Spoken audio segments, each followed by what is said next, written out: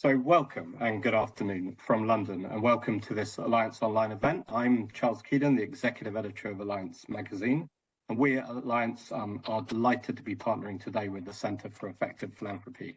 It's an organisation which can rightly lay claim to have done more than most to advance good funding practice through their research, data, and perhaps most famously their grantee perception reports, which we'll hear a bit more about in a moment. But until now, CEP's research and data set has largely covered the US, but that's been changing. And a new CEP report throws a significant amount of light on grantee perceptions of European-based funders.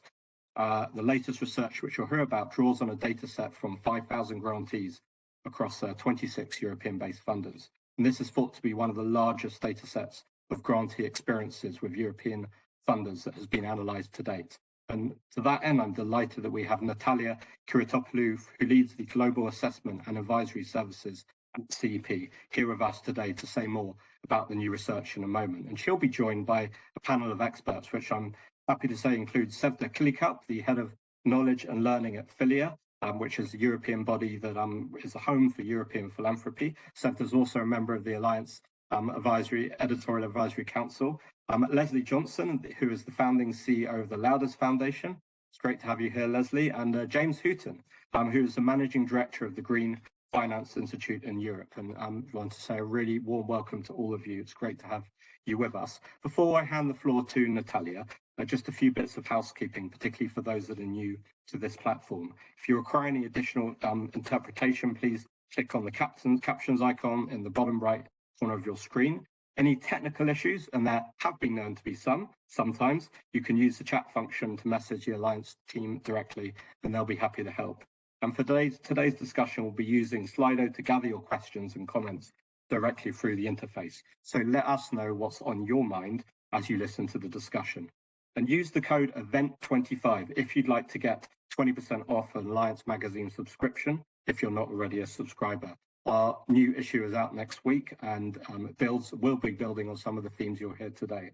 So would encourage you to subscribe if you don't already. And a recording of today's event will be shared with all of you after the session, and will be available on the Alliance website at alliancemagazine.org/events. So with that, I'm delighted to hand over to Natalia. She'll introduce research on what grantees are saying and hopefully shine some light on answering this question: how well are European funders listening to what those grantees are saying? Well, welcome, Natalia, and over to you.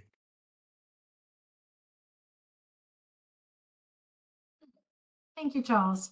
I'm very happy to be here to present this preview of the results of this analysis with the audience of Alliance Magazine. So, at the Centre for Effective Philanthropy, we have a mission, which is to provide data and insights to funders to help them improve their practices. And we do this in a number of ways. We do it by creating and sharing knowledge for the philanthropic sector through our research and different lines of programming. And we also offer advisory services and assessment tools for individual funders. And as Charles said, what we're probably most known for is the Grantee Perception Report. This draws from confidential surveys of grantees that allow individual funders to see how they perform in that relationship in a comparative way, as the ratings that are given by their grantees are benchmarked against those of other funders. We currently have in our data set perceptions for over 350 funders around the world. And it is precisely in this data set that we tag for this analysis that I'm presenting here today. So I work mainly with European funders that commission our Grantee Perception Report. And one of the things that I get asked very often is, can we really be compared against US funders or funders based in other places? Isn't our context and our culture just too different? And I have to say, I have been long enough in this sector working with NGOs and funders in different countries to have an opinion and quite a few anecdotes for this. But it's a good thing that now we actually have a robust data set that we can draw some insights from. And this is what we're presenting here today. So we analyzed over 5,000 responses of grantees on their relationship with European funders. And we contrasted that with the perceptions of 45,000 grantees, approximately, of funders based in the US. There will be a full report that is expected to be published at the end of June. A quick word to say thank you to our funders that make this work possible, to the Oak and the Loudest Foundation, as well as the Postcode Lottery Group. And I also want to thank our advisory, our wonderful advisory group, including Sevda, who's on our panel today. So, when we analyzed the quantitative ratings of grantees based of funders based in Europe against those of funders based in the US, did we see any major differences? And the truth is, not really. And that didn't surprise me. We do see a few differences here and there, but when it comes to what really matters from grantees, things like how they like to be treated, what they want less or more of from their funders. The data shows that this doesn't really vary on the continent that their funder is in. And that in a way is a positive thing, because it really means that we can learn from each other across different geographic boundaries and distances. So up here on the screen, I have put an example of one of the measures in our grantee perception report. And you can see how responses for European funders and US funders are distributed. And you can see that the distribution is quite similar. There is variation, but that variation is not contingent on the location of the funder. What we do see, what this variation does show us, as well as those comments that you can see here from grantees of European funders, is that there are funders on both sides of the Atlantic that have homework to do to improve their practices with grantees.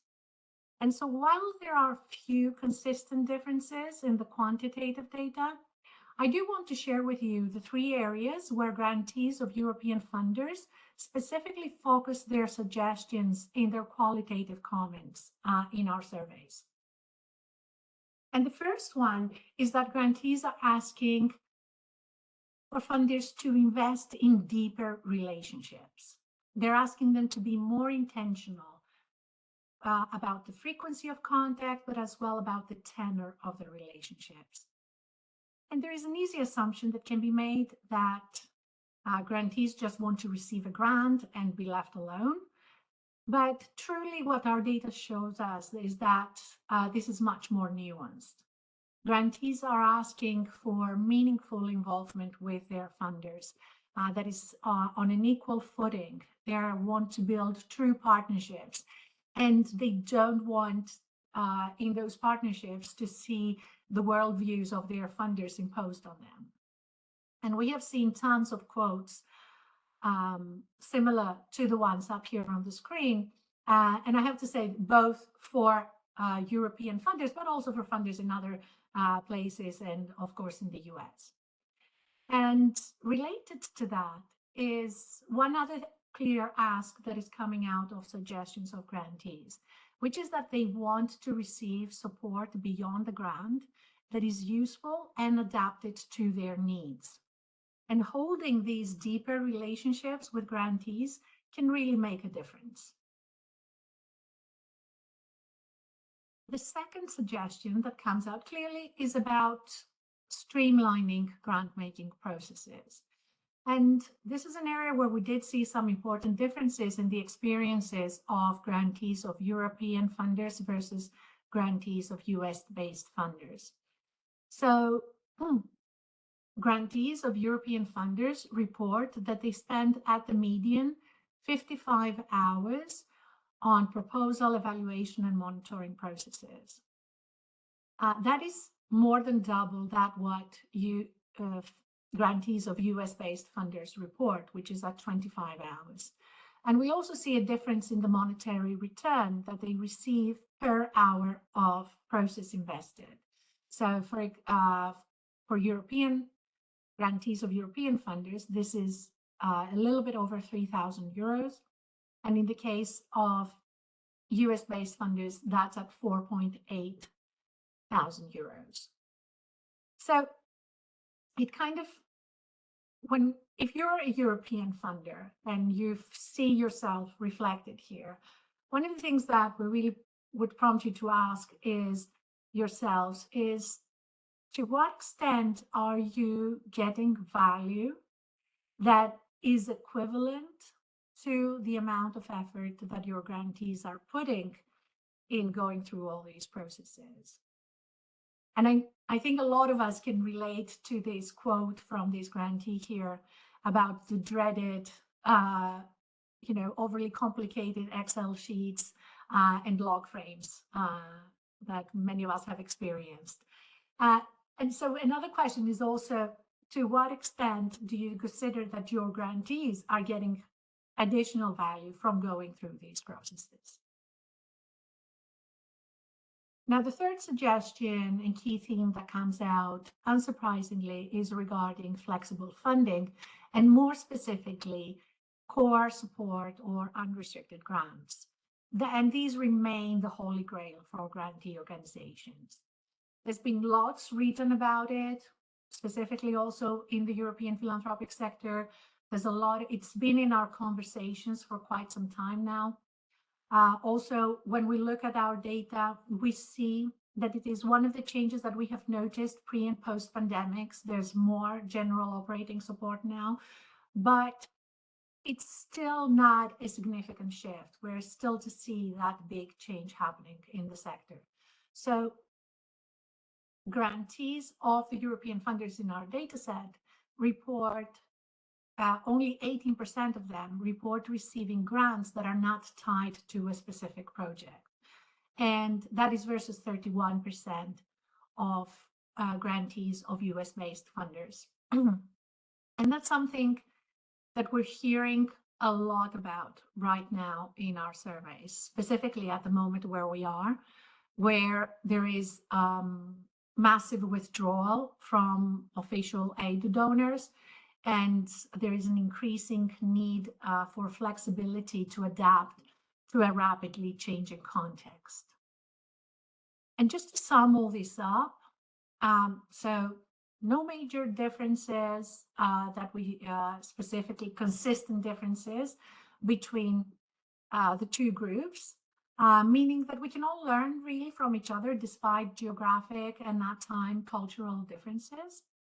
And three things where we see that there is specific homework for on the European funder side, as we see from suggestions made by grantees: deepening relationships with grantees, streamlining processes, providing more flexible funding coupled with valuable beyond the grant support. And I'm going to leave it to that and hand it back to Charles to guide us through the conversation. Thank you. Thank you very much, Natalia. That's a very helpful introduction to the findings. I know there's a lot to discuss and unpack there, but as you said, the key points being around more intentional relationships, more streamlined applications and reporting processes, and of course the holy grail, more flexible and restricted funding. Why do you think those numbers are not as high as we might hope? Clearly they're not as high as we might hope in the US, but there's further to go in the European context. What do you think is holding back progress in this area?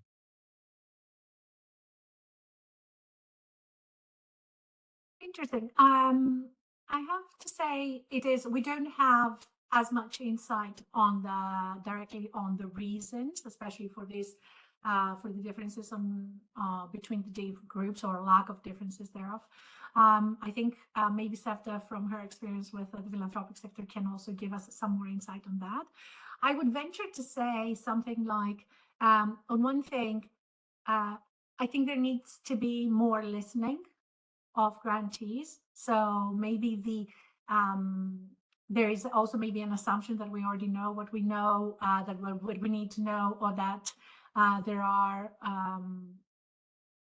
or because we have done a survey or had a feedback form that kind of gives us a whole picture. And probably what is needed is a more systematic way of listening to grantees to really understand how much of that is necessary. And I think there's a lot of caution around, for example, unrestricted support. And there have kind of a lot of catastrophic, sometimes I hear very catastrophic ideas about what might happen if foundations start giving unrestricted support that we have not seen to hold true in our data set or other research that we have done at CP. In just a moment, I'll take on the same question. There are questions that are already coming on the chat about methodology, which I'm sure you and can pick up either during this conversation or subsequently. And please do, for those joining us today, post your comments or indeed your questions in the chat or in Slido. A question for you also, Natalia, about confirmation bias. So the foundations that have signed up to do grantee perception reports, by their nature, are those probably likely to be more committed to good funding practice. And you do say it's important to keep in mind that those funders are ones interested in obtaining that feedback, and that may differentiate them from other funders. What does that mean for the overall picture of these results? Because could you infer that therefore the overall picture might actually be worse than this? Yeah, I mean, I don't want to make assumptions, but as we said earlier, this research, while it, for the moment, is the largest data set that we know of grantees' experiences with Europe-based funders, it still only represents the perspective of those who have participated in our grantee perception report process. So we don't claim that these findings are representative of all grantees, of all funders based in Europe. But as you say, I believe it is a safe hypothesis to make that if the funders that, this is the feedback that is received for funders that are proactive and open to feedback from their grantees and that are openly taking steps to listen and improve their practices, we could, to a certain level, imagine that at least these suggestions would also hold for other funders that are not participating in this process. But yeah. Just a final point, just before we go to Sevda, building on this research, which is something of a landmark in terms of data gathering for European philanthropy. What further research do you think would be useful now? Would it be for more foundations to want to commission insights of this kind to grow the data even further, or is it about annualized reporting against this? What would you like to see happen?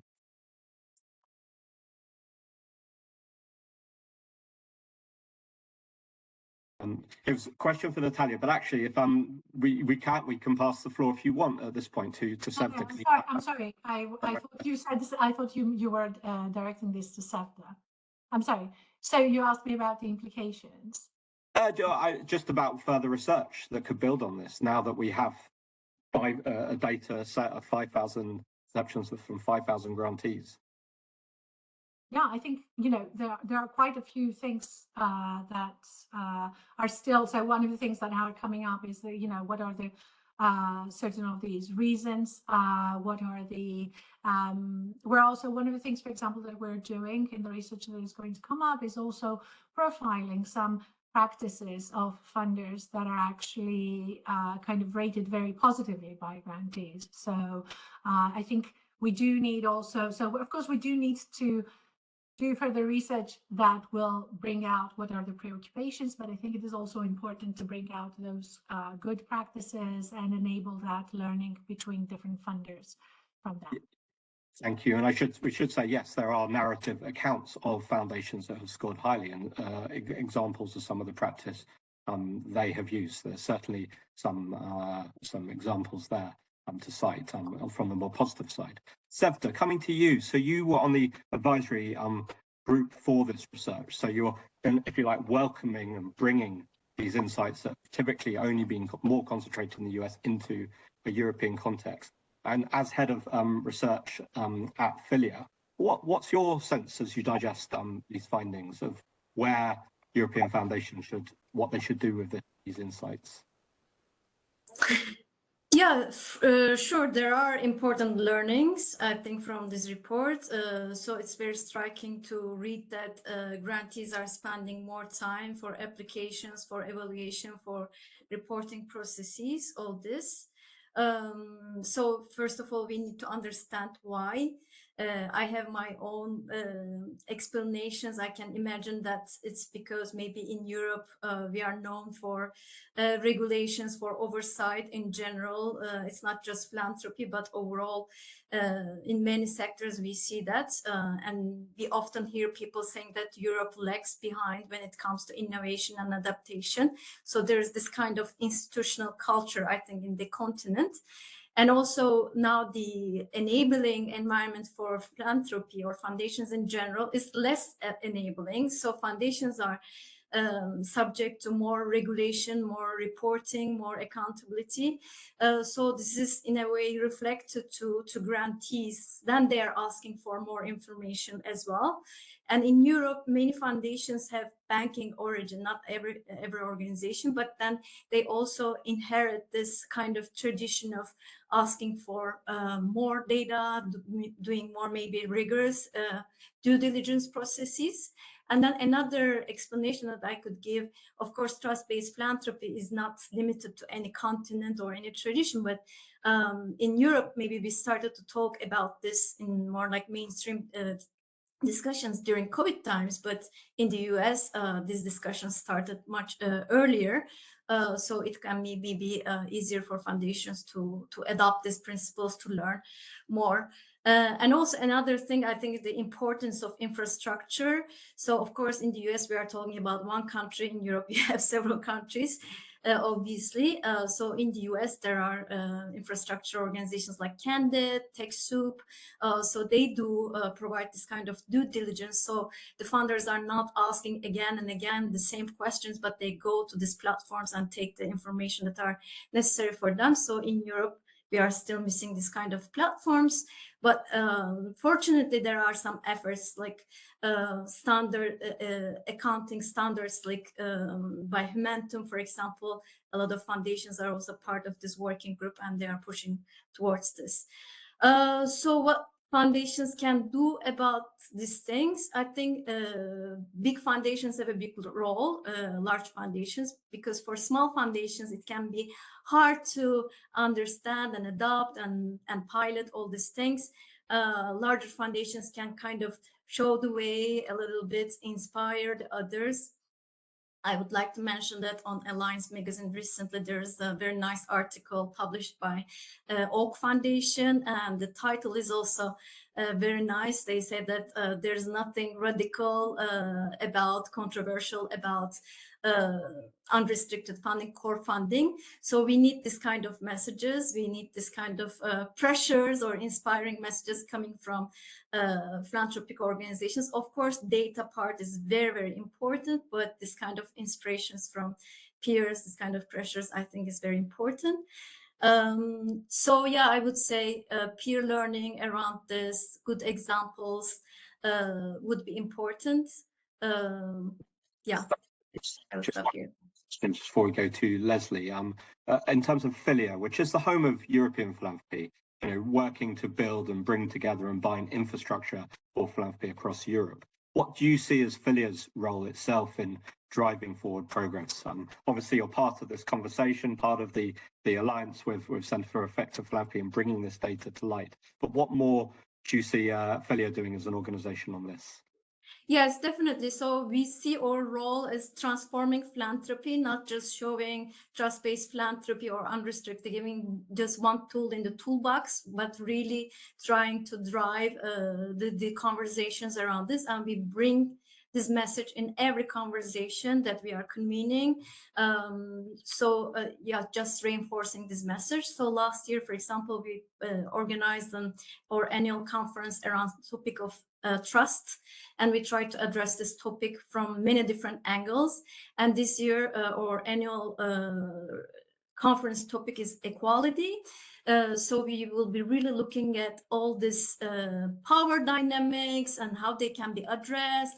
How can we bring equity perspective into grant making processes, but also monitoring, evaluation, and learning, and also addressing all this, power dynamics within the grantee and funder relationships. So yeah, we are really trying to incorporate this into everything we do, I would say. And we host also some communities of practice to really help foundations to operationalize this idea, because I think there is an overall understanding the importance of this unrestricted funding or trust-based philanthropy. But and also there is enough now evidence and research about why unrestricted funding is important and its impact. There are also studies looking at its impact. Now, I think what we need is to show how, because I think why part is now is quite clear. So we definitely need to show, for example, examples of what kind of application forms, what kind of reporting forms are necessary, there are more relaxed and more kind of supporting this approach. So I think it boils down to this kind of practical aspects. So if there's kind of shared commitment on the why unrestricted funding is important and why streamlining applications and proposals is important, then it will be conversation about the how. And presumably we can how much progress is made year on year by looking at these figures. So I'm sure there's more to come. Thanks for now, Sevda. Leslie, you are someone that hasn't needed much persuasion of why grantee perception report would be useful for Laudes. So you were telling me just before you've already commissioned and published the results of several of them. So can you tell us about your experiences of work?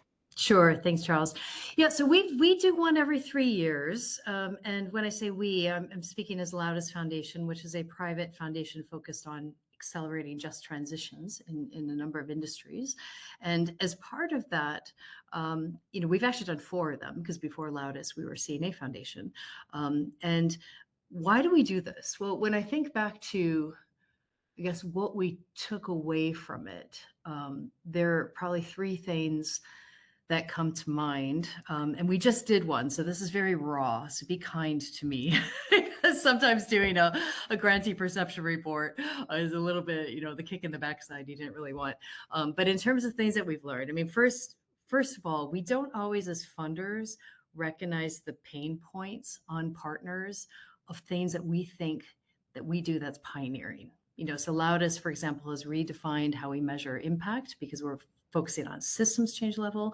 We moved from KPIs to rubrics. Rubrics are wonderful, and I'm happy to talk more about those at a later date, but they're a pain to actually get them into our contracts and help our partners understand what they are, how do they work, how do they report on it.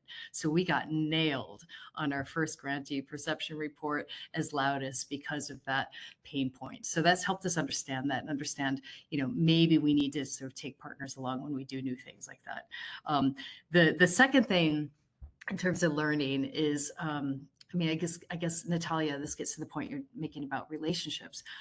I don't think we really truly understand how critical relationships are to, sort of to the impact we want to have. And so things like the quality of relationships or the depth of trust that we as a funder have with our partners is so important.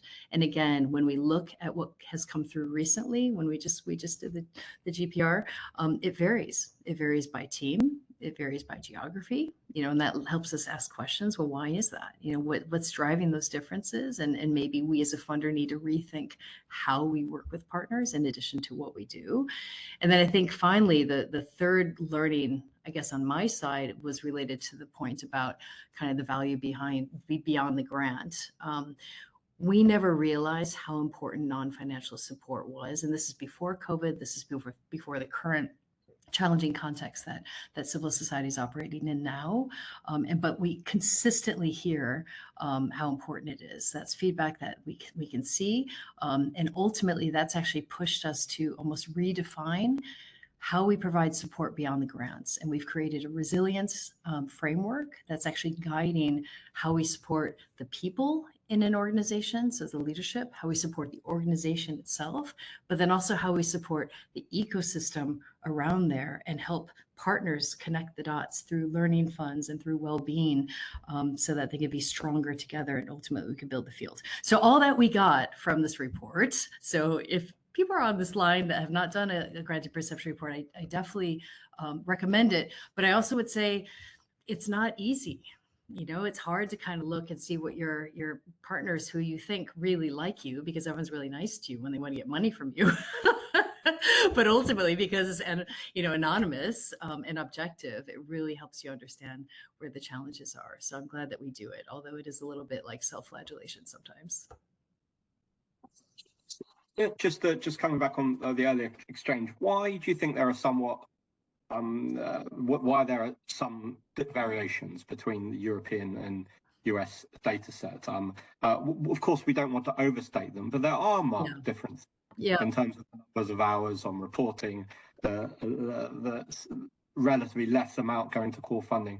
And what's your perspective on why that might be? Yeah, well, I mean, SEPTA did a fantastic job outlining all the differences in the European context. I mean, looking at the EU alone, we have 28 different jurisdictions. They all have different rules for how philanthropy operates. So there's clearly lots of complexity within the system and lots of reporting requirements. And I won't repeat that. But what I do find is sometimes it just boils down to mindset and intent.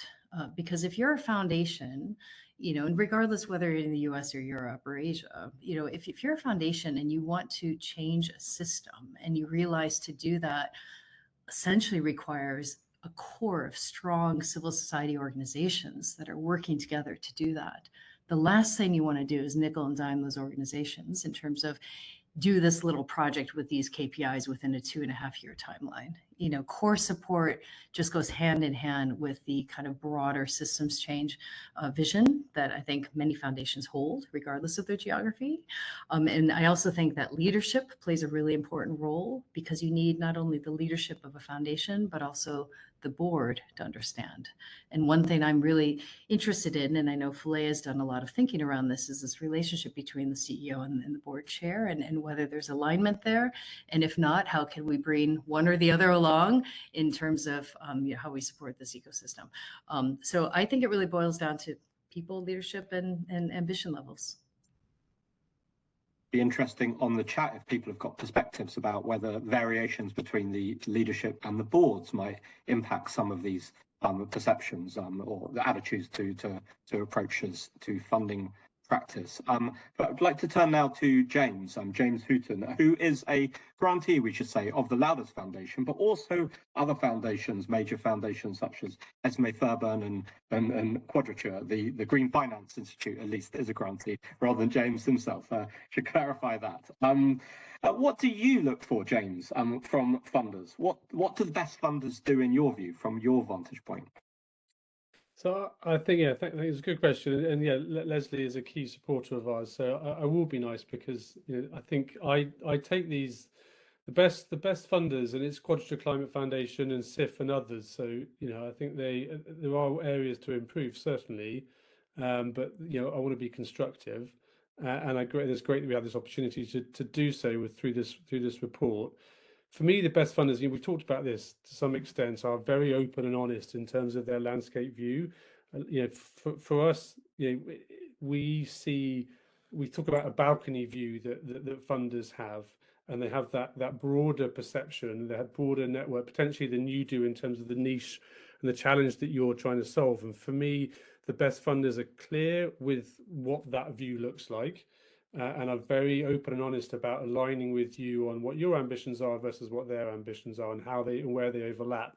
And I mean by aligning, sometimes the best funders that we see will give out and be very nimble on small sort of idea development grants that enable me to go away and work with some consultants on my theory of change, work with me on my value proposition, speak to other grantees or partners that are already being funded, so that I can really align and come back in a way that actually matches up with kind of the ambitions that we've been talking about. And by the way, when you're doing that work, that work feeds into then an application form. So we've already got a view on what an application looks like, and we're not having a load of conversations and then having to start from scratch with an application form. Is you're feeding into that, bit by bit. And the best funders know they want to ask you who you are, what you want to do, why you want to do it, how that fits into the ambitions of yourselves and themselves. And funnily enough, the application form typically needs to answer those pieces. So you're feeding into that. So by the end of these conversations where you've got a fantastic relationship, you're totally aligned. Ideally, you're on WhatsApp and you're pinging each other, because that's what you need. That you need that sort of level of empathy, right, between the two of you. That application form becomes a bit of a breeze. And I think I'll just add one further thing, which is when you are then working together, the support that you can get. There's this thing called non-profit builder that I know a number of funders feed into, which is absolutely fantastic. Global vetted consultants across, there's so many different options on there in terms of AI, website building, governance, just transition, power dynamics. Literally everything. I've used it in terms of setting up teams across Europe. So how do you manage remote teams?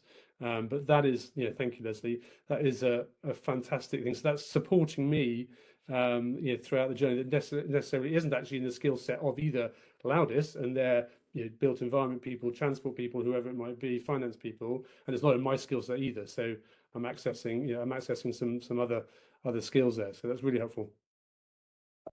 James, and for those that don't know, Non-Profit Builder, I think, is an initiative set up by a number of foundations to support organizational development capacity amongst grantees. So a very good example of good practice coming out of European philanthropy. But we know that progress is not only down to good practice from funders, but also from grantees. And I wanted to ask you, James, what you think grantees could be doing better to improve their relationship from their side. I think it's a bit of a mindset shift from the grantees' perspective. For me, we look at it almost like some level like a commercial relationship, which I think helps. It's not a commercial relationship, but I see the funders that come in with us are very much partners. We are both taking some levels of risk, right? We are trying to create, so from the GFI, we are trying to create the foundational conditions for long-term green finance, for sustainable finance. And then certainly in emerging markets and emerging economies, that is taking some risk. You're looking to really change perceptions, change practices, put in particular financial mechanisms that don't exist before and will require some influencing. And that influencing needs to be done, I think, by both us and our funders. We have particular skill sets. Our funder have particular skill sets. They have frankly say, that broader view that I talked about.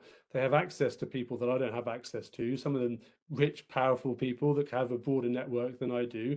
And I think it's just fair to say, to understand how do we work together to have these outcomes that that we want to have. So for me, it's a mindset shift to say, what can the funder get can do for me, as well as what can I do for the funder. It really is that simple. And I think going back to the application process, I think it's fair to assume that there's going to be a level of due diligence if someone's giving me hundreds, thousands, or millions of euros over a certain period of time. I don't think we can have our cake and eat it. So there's going to be some level of working through what that looks like. But once you're in that and you are together, then I think that mindset shift is important, and you can ask for frankly as much as you want, because you are in it together.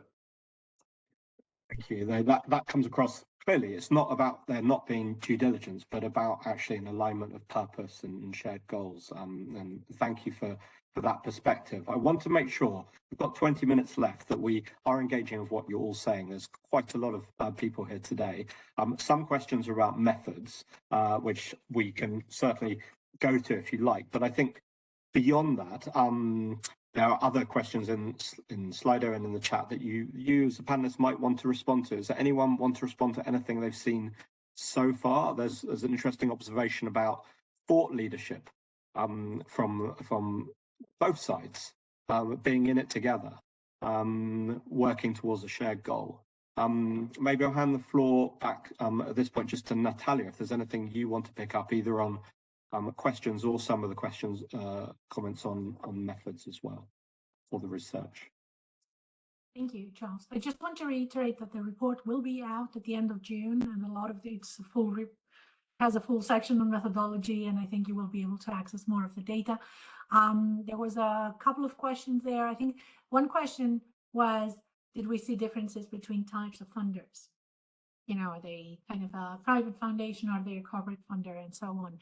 And I have to say that we have not seen consistent in our data set overall. We don't see consistent differences based on the type of funder. And things that seem to really move the needle and make and really kind of change the perceptions of grantees are not, as we said, not necessarily related where the funder is located, or if they're a corporate or a private funder. What we do see that really makes a difference are, of course, things like grant making characteristics. So are you providing long-term or unrestricted support?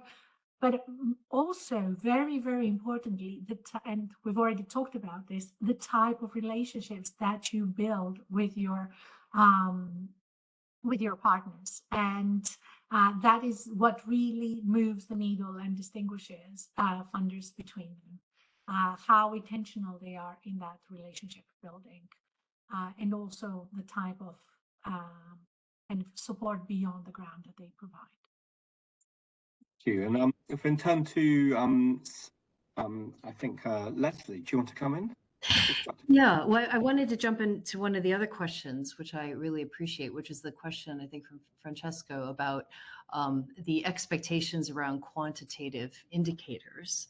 And I had mentioned very briefly our shift from KPIs and quantitative indicators to more qualitative rubrics. And that was very much born of that frustration that you can bean count all you want. You can see how many farmers are doing organic cotton and increasing their incomes, but it's not going to tell you the extent to which the fashion industry has transformed.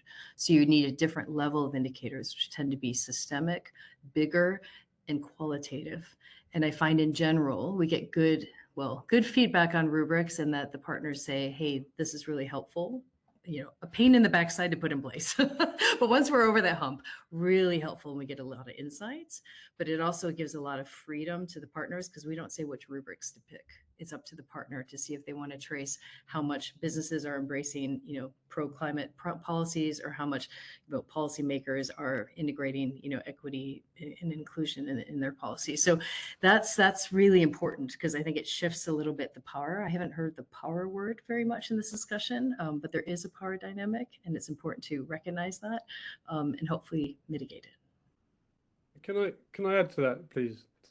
Charles, thank you. So I think the other thing I would use as Francesco's point is that would be a starter for a conversation for me. So I'm an organization that works on gender justice, advocacy, or human rights.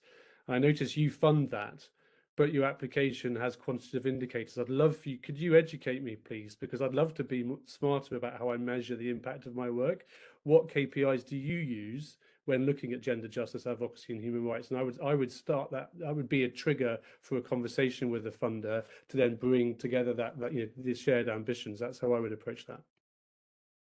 But of course, that could be harder depending on the more political nature of the topics that particular grantee might be addressing. So it might be easier for a funder not focused on justice, but focused on systems in a maybe more depoliticized way to fund. So is that an element of power that grantees, or depending on who they are, might have to change their language in order to appeal to not just the professionals leading foundations, but the boards themselves? Absolutely. Is that something that's crossed your mind, or has happened, what you see?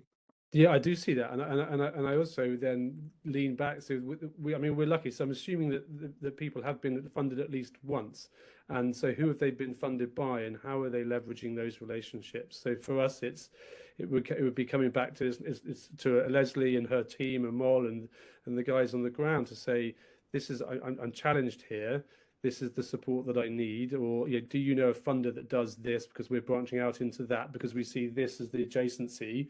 And I think then it's where you're drawing back on the support that you've already received. Can you open a door for me, please? I'd lead a conversation. So Francesco's latest point, absolutely, we get knocked back all the time, by the way. The classic one we hear is, we're having a strategy refresh. And that's a massive red flag. So if someone says to you they're having a strategy refresh, definitely don't come back in 3 months. Give it at least a year. But there's always, yeah, it's resilience and perseverance is so key in this role, and so yeah, just you've got to navigate that. Tenacity, absolutely. Sevda, please come in now. Yes, so yeah, I think we are going through a big paradigm shift here. So because the philanthropy, as we know today, has longer than a century, has been here for more than a century, right? The scientific philanthropy or the strategic philanthropy. And so it's represented more like a philanthropy identifies the problems, foundations identify the problems, they commission studies, and then they design interventions, and then they fund organizations to implement this narrowly defined solutions and measure the impact around KPIs. And this is how we celebrated them for being, strategic. And now we are telling them, forget about this model. Now there is trust-based philanthropy. Now you have to let it go your control and recognize the power dynamics and create, more like relation-based approach and long-term partnerships and instead of short-term projects. So in fact, this is not just about tools or practices, but it's a kind of cultural transformation. So this is why it's taking so long probably, but it also needs to be connected with other topics of equity, justice, power sharing, all this, so that we can really walk away from this business style efficiency approaches to social problems. And for some foundations, I think they find themselves in this kind of conversations. They understand the importance, but whereas other foundations, maybe this is something really different for them. So I think we need to a little bit expand this conversation and get also other foundations who are maybe a little bit outside. And this is also the importance of this study, right? Because the grantees don't always have the chance to give feedback to their funders, so that in that way funders can really learn about what grantees are looking for. And I also wanted to very quickly respond to one thing that you asked, like what grantees need to do. So in fact, grantees in a way have a responsibility in the nonprofit starvation cycle, but by not reporting on the real cost of their activities, a little bit under-reporting their overhead costs because of the fear of losing the project grants, right? But now, especially the radicalized or marginalized groups are going through these journeys that they discuss about their relationship to money, and now they're I think they are changing this their relationship to money, and it becomes more natural, more normal to talk about money and bringing up those issues. So even though it's difficult, even though there's the power dynamic, I think from both sides we should be open to talk about money and the power dynamics around it, and being more vocal about the real needs through costs. I'll stop here. Thank you. And I just want to bring in or raise two questions for any of you to answer, but just to reflect on. So I think they're particularly interesting ones. Ellen Marston asks, did the study ask about the frequency of reporting? Quarterly reporting on a one-year grant feels like the funder is not trusting of their grantees. How do we break down that barrier? And then Christina Aspeze asks, you can only establish only a certain amount of trust-based relationships. Isn't this shift towards trust-based philanthropy potentially unfavorable for middle or smaller organizations? Natalia, would you like to come back maybe first on those, and then we could go to Leslie for the other? Yeah. So I don't have now kind of specific data on the frequency of reporting, but of course it does sound quite excessive normally under normal conditions, what the person in the chat is saying. What I do want to say here, and I think it is related to also to what Sevda was saying in this conversation around measurement and reporting, is that asking for reporting or asking for measurement or even asking for a lot of implication from your partners into that process is not in itself a negative or a positive thing necessarily. What it does, it is about the value that is being created from that. So we have examples of funders that we work with, and in their grantee perception report, for example, that they may be having quite reporting processes that require quite a lot of implication or data gathering from their partners. But then that funder is actually using the aggregation of this knowledge to create new knowledge products that are useful for their grantees. So they are creating value that is shared for their grantees. It's not necessarily black and white. I just want to say that it's really about how and how much thoughtfulness there is and intention into being valuable and creating value.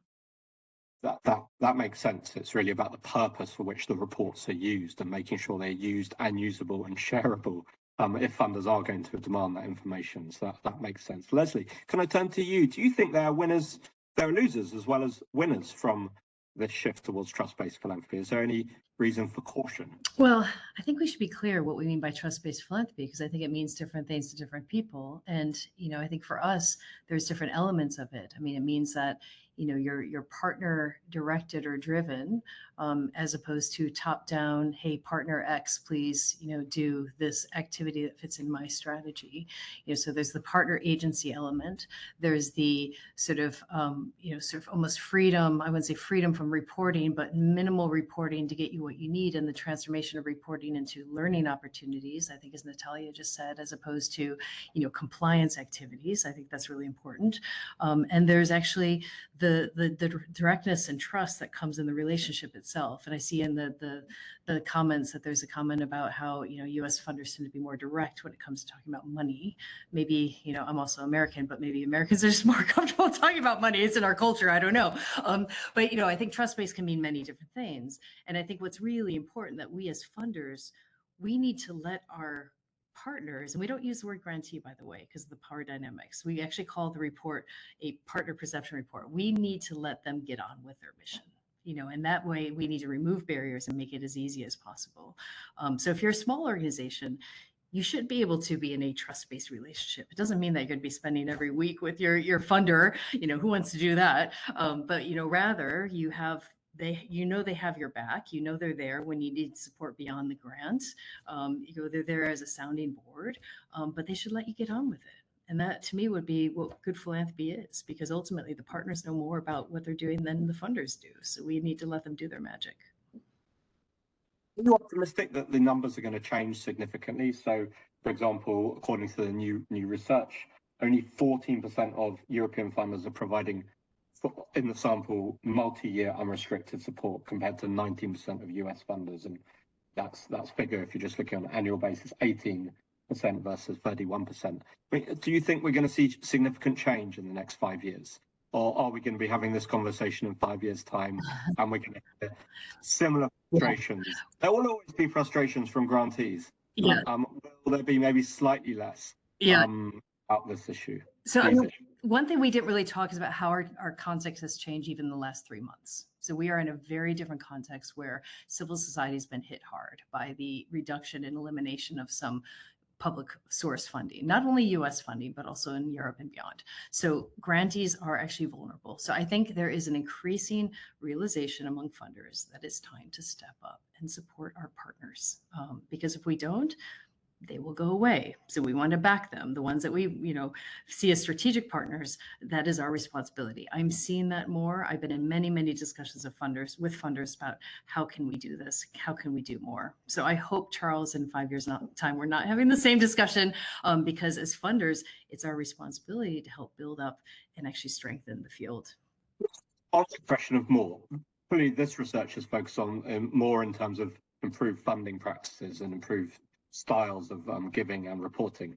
There's also a big debate, as you know, in the US about more giving, foundations that are committing to give more.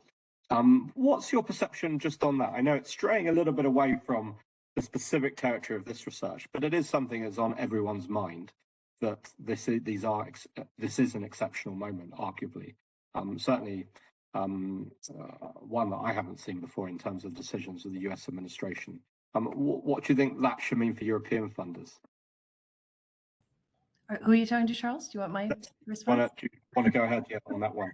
Yeah, well, I mean, I think it means a couple things. I think one is it means how can we as funders support not only our partners, but look at the ecosystem. I think there's a realization that, there's probably going to be some changes in the ecosystem. We've had some partners go out of business. And, to the extent that we don't have enough resources to be able to keep them in business. So I think there's going to be a transformation on the partner side that as funders, we need to be part of and hopefully make it a positive transformation. That's number one. But I think number two, I think the whole kind of aid development world is probably going to change as well. I mean, having kind of big DFIs and public sector entities, put what they put in it in the past is not going to happen in the future. So it does raise the question around where can we as funders be more, I guess, strategic about how do we affect change. And that's when you start thinking about using funding to basically accelerate more of a market mechanism. And how do you bring in more of the private sector players to kind of have the change that we want to have? Kind of like what James does with GFI. I think what GFI does, just put a plug in is brilliant because it's really a public-private partnership that's actually making it easier for the market to invest in solutions for climate. We need more of that. James, well, seeing as Leslie's mentioning you, do you want to just have the final word before we bring this to an end? Thank you. I think, yeah, I absolutely agree with that. Thank you, Leslie, and hopefully not the final words. I will be very brief. I think it's really helpful for grantees and partners, and I appreciate the partner word, by the way. That definitely helps. For both of us to be looking at that, and I put a bit in the chat about the sort of an exit strategy. So I totally understand at the beginning if we're going to have sort of very programmatic, KPI-driven funding, but what is that journey across, assuming we're successful, which we're planning for, right? So we plan for success. Who's then the next bigger funder, or what ultimately is that exit strategy? Is this market adoption? Is it a product that corporates take up? Is it a regulatory piece? But are you headed towards that? And I think once you can see from a programmatic perspective that you're on that journey, then core funding should just be kicking in. And is that planned? Are we strategic about that? I don't think we are. I don't think we are at all. So some way to go, but that makes really underscores the importance that role that philanthropy is going to play, even more so now than maybe before, and that increases responsibilities for good funding practice. So it's exactly for that reason we're really delighted to have the panelists that we have here today and to have partnered with Centre for Effective Philanthropy on this research, and indeed with colleagues at Philia as well. And I'm sure at the Philia Forum in Lisbon next week, we'll be hearing a lot more about these questions. But that is all we have time for today. I would like to thank you all for joining. For those of you whose answers or questions we haven't been able to answer in the chat, do feel free to follow up, and we'll try and get the questions to the people that you want to answer them, and we can continue the conversation. So that's what we're all about. It's about building that conversation, that critical and constructive dialogue. So I'd like to thank all of you. Thanks to Alliance's Jodie Vickery, who you can't see but is behind the scenes producing today's event. And a final reminder that you can get a 20% discount off an Alliance subscription for those of you that have attended today, and there's a link in the chat. And if you've enjoyed this Alliance Online event in partnership with Centre for Effective Philanthropy, you might be interested in the ones coming up too, and you can check them all out at alliancemagazine.org/events. We can only do what we do in partnership with everybody here and in the wider field, and we want to continue to foster that peer exchange. So please stay with us on that journey. Thanks a lot, and to all of you, and in particular to the Centre for Effective Philanthropy, not just for this research, but for the work that you're doing to advance and improve funding practice. So with that, thank you all for joining us, and have a wonderful rest of your day, wherever you are in the world. All the best, and bye for now. Thank you. Thanks, everyone. Thank you.